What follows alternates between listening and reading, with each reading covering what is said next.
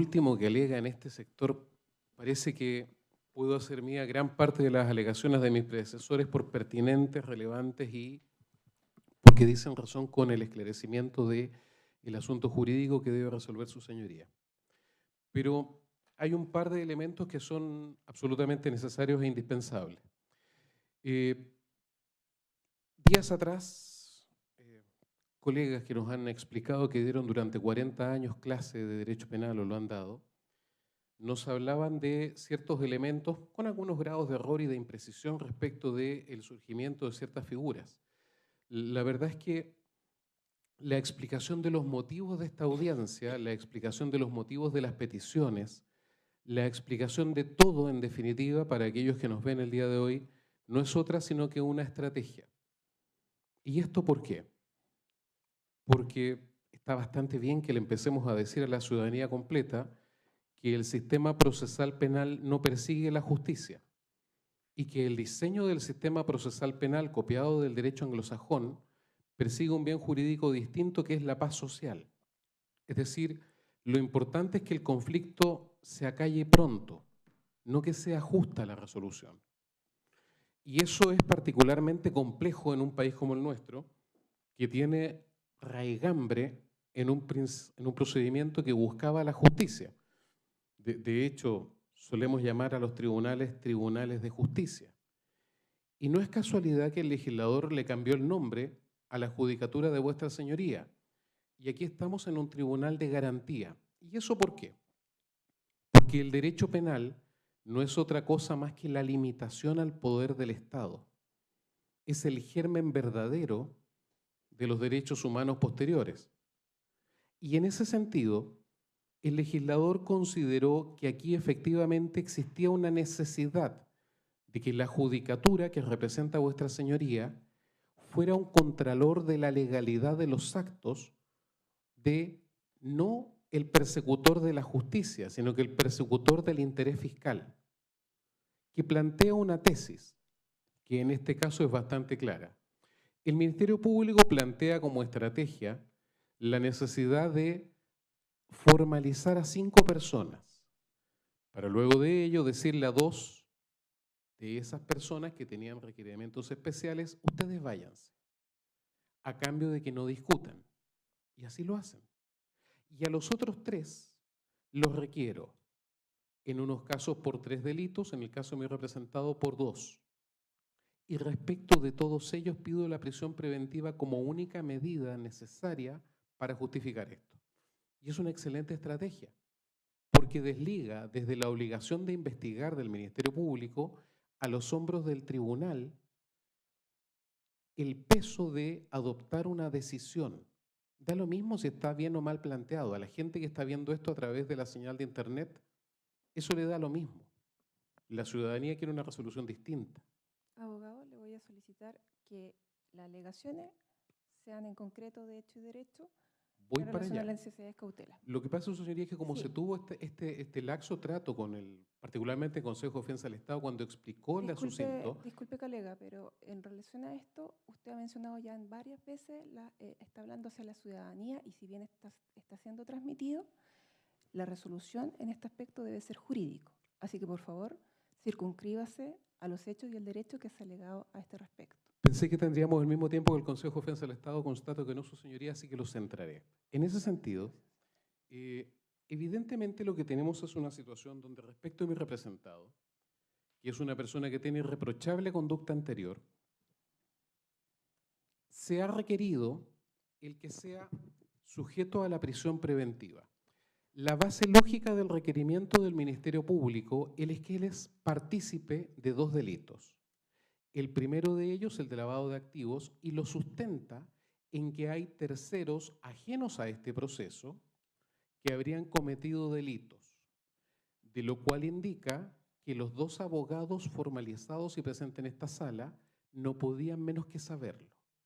Y respecto de mi representado, la ilación lógica con ese conocimiento es su vínculo de parentesco con una de las otras acusadas que es abogado. Es decir, esto es lo que se conoce como mancomunidad penal. que desde el derecho godo ya no citamos y se ha dejado en el olvido. Pero en este caso a su respecto sí ha citado, sin que se presenten pruebas del conocimiento directo que tiene de los hechos. ¿Eso de qué manera incide? Incide de una manera sumamente clara.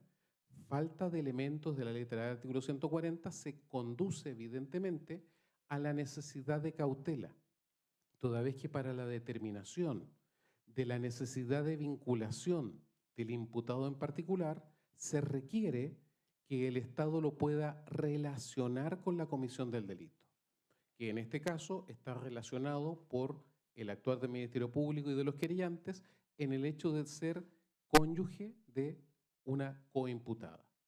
Sobre esa base, su señoría, evidentemente nos parece que la intensidad con la que se ha traído prueba respecto a aquella situación debe incidir justamente en la resolución de necesidad de cautela que tendría que adoptar el tribunal. Pero ¿qué pasa? En este sistema donde hemos comentado que lo relevante es la necesidad de una solución pronta más que de la justicia, a veces tocan situaciones como la de don Luis Angulo, que dice, un momento, yo no he cometido delito. A mí me están citando, imputándome por un delito de lavado de activos respecto a situaciones que no conozco y además de un delito tributario. Y que en ese delito tributario, además, el Servicio de Impuestos Internos da cuenta que respecto de su persona hay en definitiva un perjuicio de 3.400.000 pesos y fracción. ¿Y qué hace este hombre? Lo que hace es que hace una consignación en el tribunal, entiéndase, no para reparar mal causado, porque no está reconociendo el delito, sino que está levantando la cabeza y diciendo, yo aquí estoy compareciendo, pero además cauciono las resultas de mi comparecencia en la entidad completa de lo que usted dice que es mi perjuicio, porque me interesa que esto se investigue y me interesa mantenerme vinculado al proceso. No todo ciudadano debe agachar la cabeza y simplemente decir sí a lo que pide el Ministerio Público. En ese entendido, evidentemente, su señoría, debemos poner atención en la persona de mi representado para entender su dimensión. Ya se ha dicho por mi colega, un profesor de historia de 62 años, casado hoy día con doña María Leonarda Villalobos.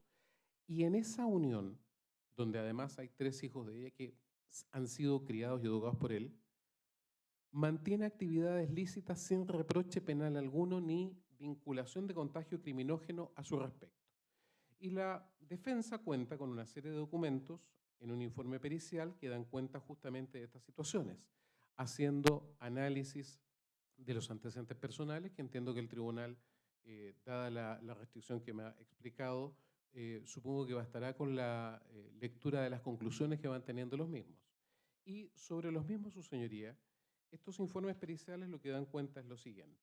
Dan cuenta de los antecedentes de salud, de los antecedentes relevantes de vivienda, que son conocidos por el Ministerio Público, de las referencias familiares, sociales y profesionales, y en virtud de ello da cuenta que el periciado es parte de un sistema familiar estable, con lo que se funda en el bienestar de cada uno de sus miembros, evidencia además una organización de los 5 miembros de esta familia. El sujeto evaluado cuenta con un indicador de arraigo familiar significativo y en especial respecto a los hijos de su cónyuge, siendo valorado como figura presente y factor protector. No presenta diagnóstico de salud mental de ninguna naturaleza. En la habitabilidad cuenta con vivienda propia. En el ámbito laboral se desempeña como administrador y en el ámbito social se vincula además con aspectos relacionados con políticas públicas, como lo señala en su currículum, y diversas publicaciones en medios de comunicación. Cuenta con la atenuante del artículo 11, número 6, irreprochable conducta anterior, que evidentemente además por su edad puede ser perfectamente calificada por 68 bis. Y esto viene con suscripción de perito Carol Fontenavera y los antecedentes curriculares, bibliografía y los anexos de estos documentos que dan cuenta, en definitiva, por vía documental, de los fundamentos de los elementos analizados y las conclusiones, su señoría, que lo pondremos a disposición del tribunal. Adicionalmente, se realizó una pericia psicológica. Está perdiendo el micrófono. Ahí sí. Adicionalmente, se realizaron pericias psicológicas que, yendo a los resultados justamente, dan cuenta de funcionamiento psicológico a nivel cognitivo, se verá apreciado cuenta con recursos cognitivos apropiados, un estilo de pensamiento deductivo, elabora conclusiones partiendo de afirmaciones basadas en ideas abstractas. En el nivel emocional se observan niveles de angustia o ansiedad, lo cual está directamente relacionado con su situación judicial. Los mecanismos de defensa que utiliza el evaluado para defenderse de la amenaza externa son adaptativos, tales como la racionalización, la sublimación, evitando desestructurarse ante situaciones altamente complejas. Se observa un tipo vivencial introversivo, lo que implica cuenta de afectividad equilibrada. Va haciendo una serie de análisis de los elementos, previamente dado cuenta de todos los elementos que los psicólogos ocupan esto. A nivel interpersonal o social, muestra un sentido de actitud y apertura durante el proceso evaluativo sin hacer intentos de ocultar información o demostrar distanciamiento emocional defensivo. Presenta una identidad clara, tiene desarrollada y sólida autoestima, sentido de propiedad y pertenencia, conciencia de efectos y virtudes. Y en relación a la estructura de personalidad, da cuenta de las pruebas de evaluación realizadas, no presenta trastornos de personalidad y, según su historia vital, datos recogidos de la entrevista y según resultados de evaluación y pruebas aplicadas, se puede destacar que cuenta con desarrollados niveles de compromiso, responsabilidad del deber, por lo que puede anticipar un comportamiento adaptativo. Como consecuencia, se manifestará un comportamiento regido por las normas externas.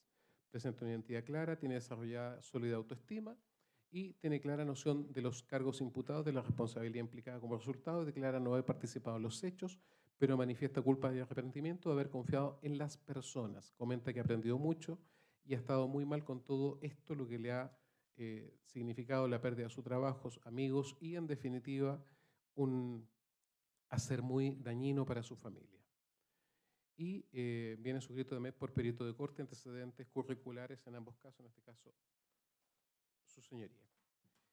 Aquí vamos con esto, su señoría. Entendemos que efectivamente la necesidad de cautela es una concreción en la que el tribunal verdaderamente debiera basar justamente el juzgamiento de todos estos hechos, toda vez que la formalización no es más que una comunicación de cargos y que es la labor de la decisión del tribunal en orden a la vinculación de los imputados con el proceso, la que debe adoptarse en relación a la necesidad de cautela, descartando evidentemente los criterios como el tan sencillo de la penalidad asignada por ley a un delito como único criterio, toda vez que aquella sindicación significaría que en nuestro país existen delitos inescarcelables y eso es absolutamente contrario a la Constitución y los tratados de derechos humanos suscritos por nuestro país, como el Pacto de San José de Costa Rica.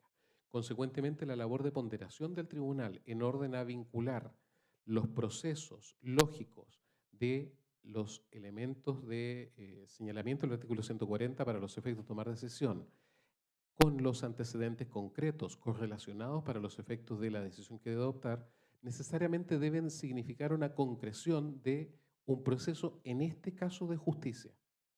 Y en ese sentido, claramente, el análisis de la estrategia desplegada por el Ministerio Público en orden a la forma de conducir la audiencia, en el orden a la forma de suponer las culpabilidades de las personas, un elemento maravilloso a analizar el día de mañana, la culpabilidad o la exigibilidad de conducta en este caso, toda vez que subyacen en la tesis del Ministerio Público exigibilidades de conducta que no están señaladas en la legislación, y la concreción de la tesis de que el derecho penal del enemigo puede ser extraído desde las normas de la ley 20.000 hacia las normas generales, evidentemente en este caso no significa que el tribunal es quien debe ponderar para aplicar un criterio de justicia la necesidad de cautela respecto del caso particular. Y consideramos que en el caso concreto, una persona de 62 años, sin antecedentes, que está reclamando no haber cometido delito, que tiene carácter de víctima en otros procesos que son omitidos por el Ministerio Público, claramente con un domicilio conocido que ha tratado de declarar en este proceso, así como ha declarado todos los demás, donde tiene carácter de víctima, no es un sujeto que constituya por sí mismo un peligro para la seguridad de la sociedad, considerando además que la imputación que se hace en este caso respecto de él es diversa que respecto de las otras personas que se encuentran formalizadas, nos parece que evidentemente basta para su resolución con cualquiera de las medidas del artículo 155, su señoría. Nos parece que en este caso un control periódico, autoridad más el arraigo son suficientes, habida consideración que en el proceso de él viajó al extranjero y volvió al país. Consecuentemente, nos parece que no hay un riesgo de fuga ni diligencias precisas o concretas que se hayan acreditado de manera fehaciente que puedan ser obstaculizadas por su presencia en el resto de la sociedad y, consecuentemente, siendo la medida de petición prometida una de última ratio y un verdadero cumplimiento anticipado de pena, solicitamos que a su respecto se decrete otra diversa para los efectos de vincularlo al proceso. Bueno, con esto han concluido las alegaciones. No sé si el Ministerio Público se quiere hacer cargo respecto de las alegaciones de la defensa en cuanto se han ventilado antecedentes nuevos. En ese caso, sería una precisión de tiempos que se van a quedar por la extensión del día de hoy, sería para el día de mañana. Y solamente quiero que me precisen si van a tomar la palabra en algo, para fijar inmediatamente los tiempos que serán el día de mañana, porque el Ministerio Público ha tomado en extenso tiempo y solamente necesito que se haga cargo de cosas puntuales que haya dicho la defensa, que no hayan mencionado ustedes en sus alegaciones. Ya, entonces, doña Lorena, ¿usted, el Ministerio Público, va a hacer uso de algo? Vamos a hacer uso de la palabra, su señoría, muy breve. Ya. Para el fiscal. 10 minutos serán para el día de mañana, 10, porque no el día de 10, ya. 15 minutos. El Consejo de Defensa del Estado. Lo mismo, su señoría, aceptando lo que usted dice en cuanto a reducción de tiempo, no más de 10, 15 minutos. Ya. 10 minutos lo voy a fijar, no lo voy a 10 o 15, 10 minutos. Servicio de Puestos Internos también, ya. También las defensas van a atender en 10 minutos a continuación, entonces serían 1 hora aproximadamente para fijar el tema de los tiempos de los recesos, ¿ya? Entonces el día de mañana nos vemos a las 9, va a ser en esta misma sala.